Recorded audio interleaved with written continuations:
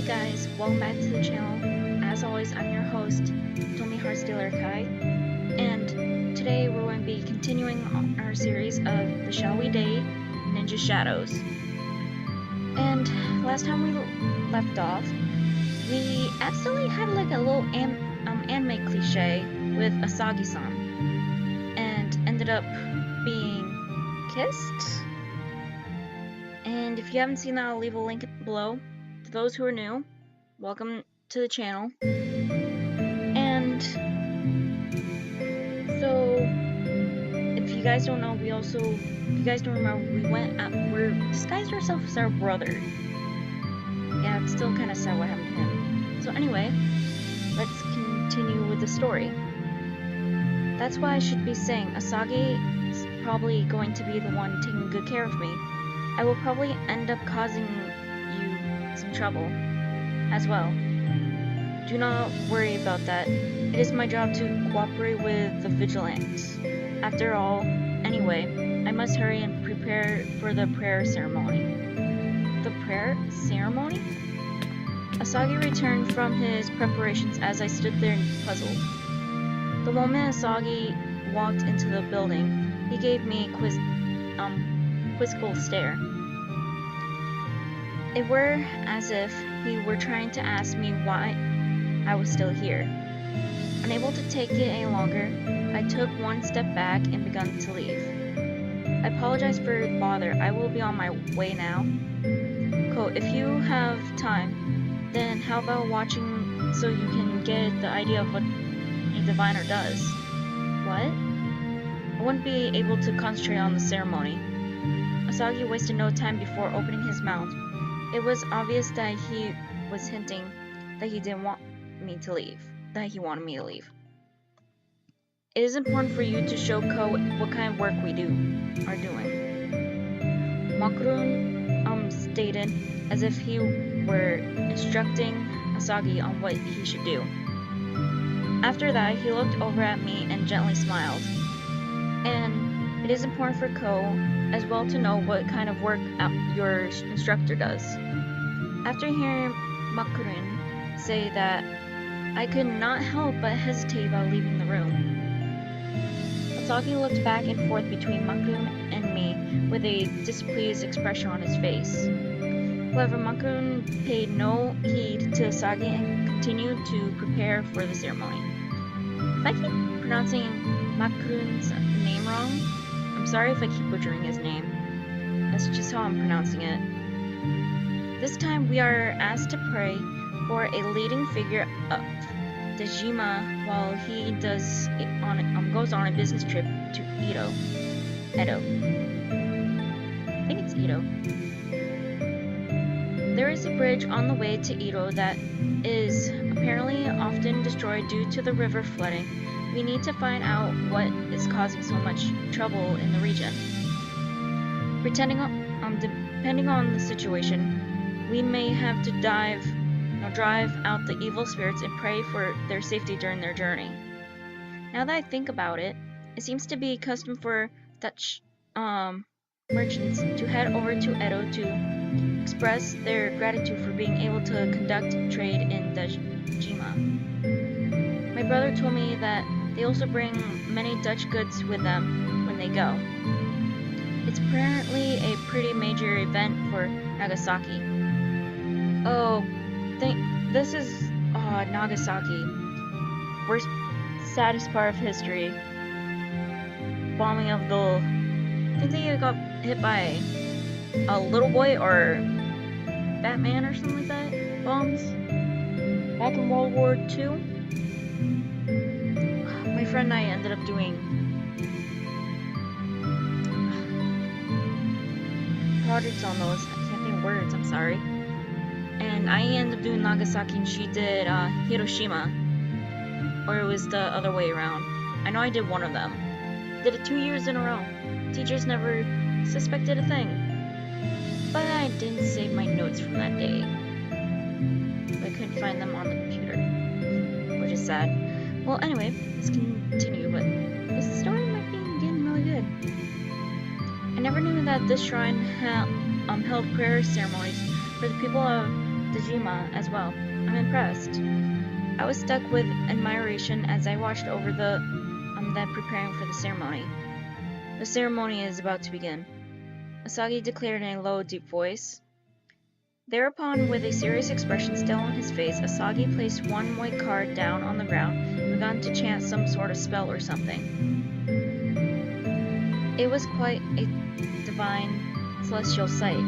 Asagi appeared to be a completely different person. It was a little strange to see him like this instead of complaining all the time.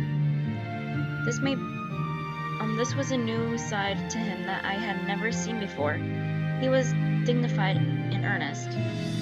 So this is what Asagi likes when he's divine.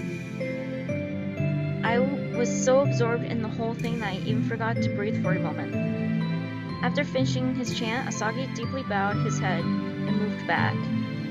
The Mekaden sit before the card and chanted for an even longer spell. Asagi was now right by my side, watching over Makaden's chant with me. So the man diviner changes during the ceremony. Why didn't Asagi carry out the ceremony until the very end? I'm concerned about that too. But we'll find out.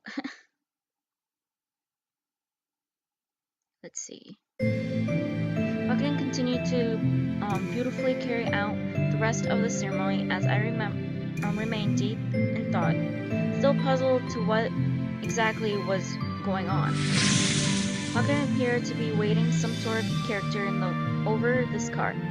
At the moment, the character he drew transformed into a mantra and appeared off the card. Makaden took it into his hands and drew a pentagram on it with his finger.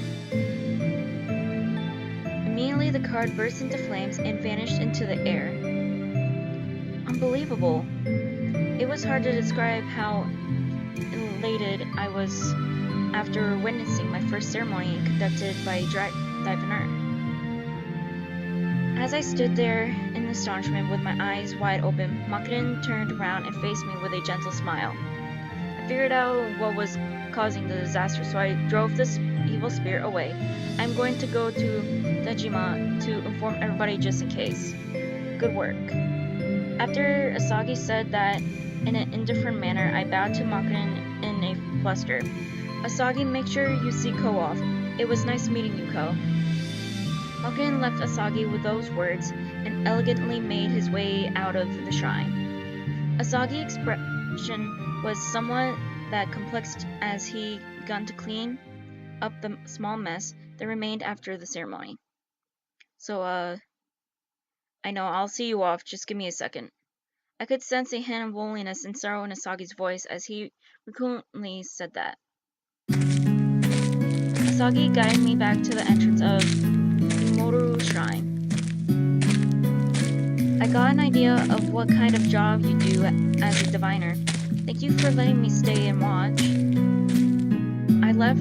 I felt that this was a great opportunity that Makaden went out of his way to create for me, so I made sure to carefully select my words as I spoke to Asagi. However, there was not even a hint of joy on Asagi's face. Well, what's wrong with him? I suddenly mustered up the courage to ask what's been on his mind. Maybe it's just my imagination, but it looked like Makaden took over for you halfway through the ceremony. What was that all about? Asagi's expression immediately transformed the moment I asked that question. Wait, are you really that curious about me? Yes. Yes, that is. A faint smirk of disdain twisted Asagi's face as he approached me. It's just, since I'm going to be studying under you as my instructor, I thought I should know. Asagi closed the gap between us even more. He cornered me up against the wall, slammed his hands against the wall surrounding both sides of my body, and drew in closer towards me. I felt almost as if I'd been trapped between the wall and his hands.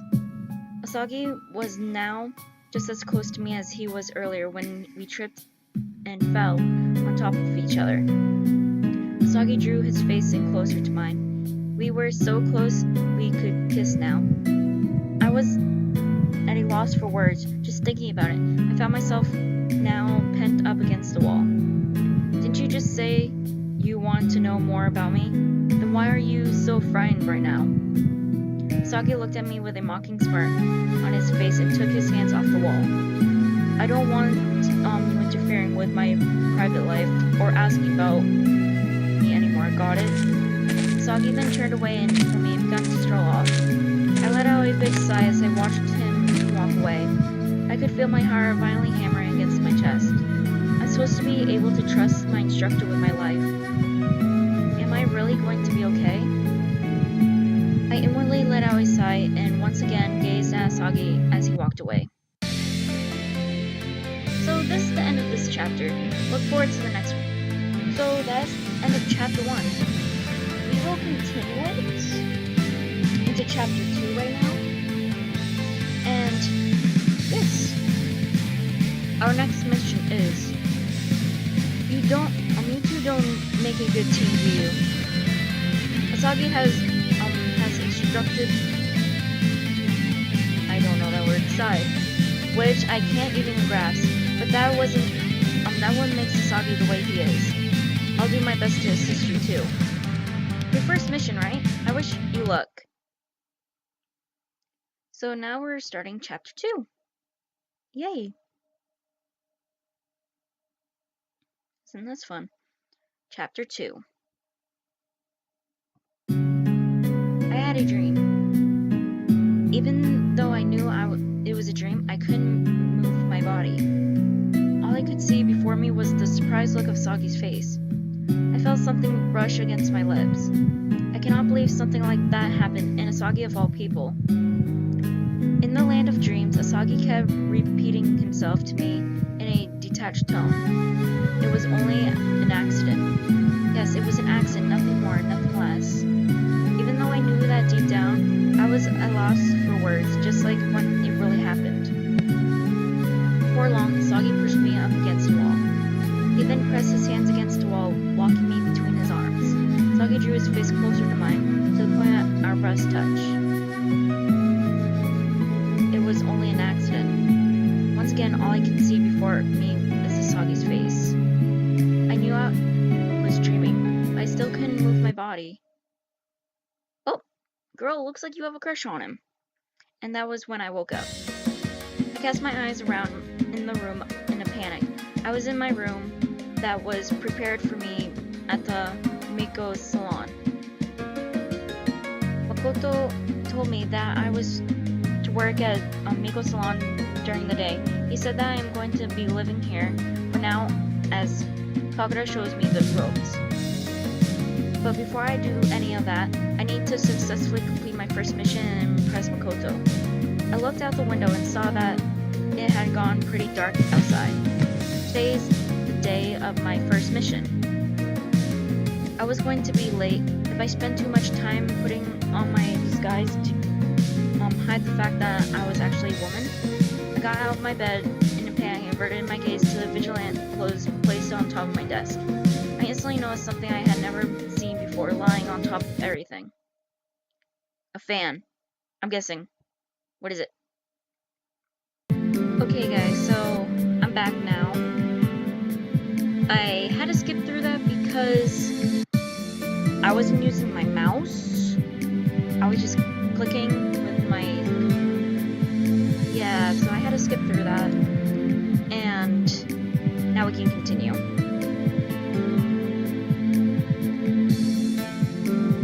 And it's cleared. Isn't that great?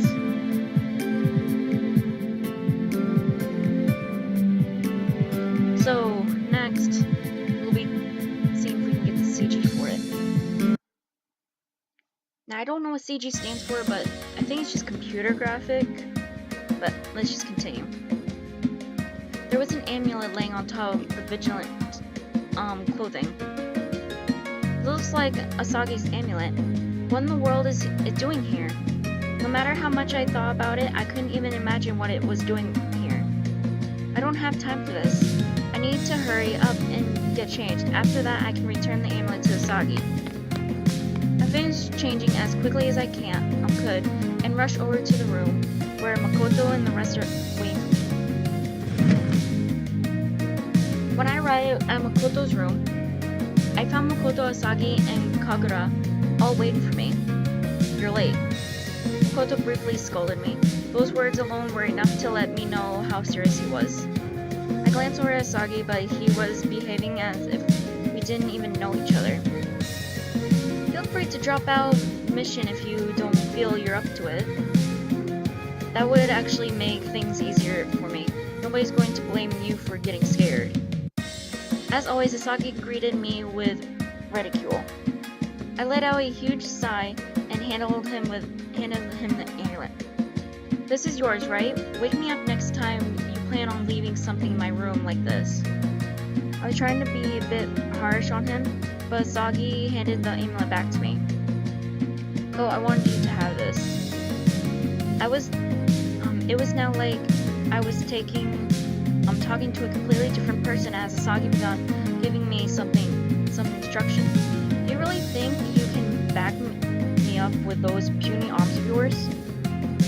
However, he soon reverted back to his old teasing self, and an arrogant smirk grew across his face.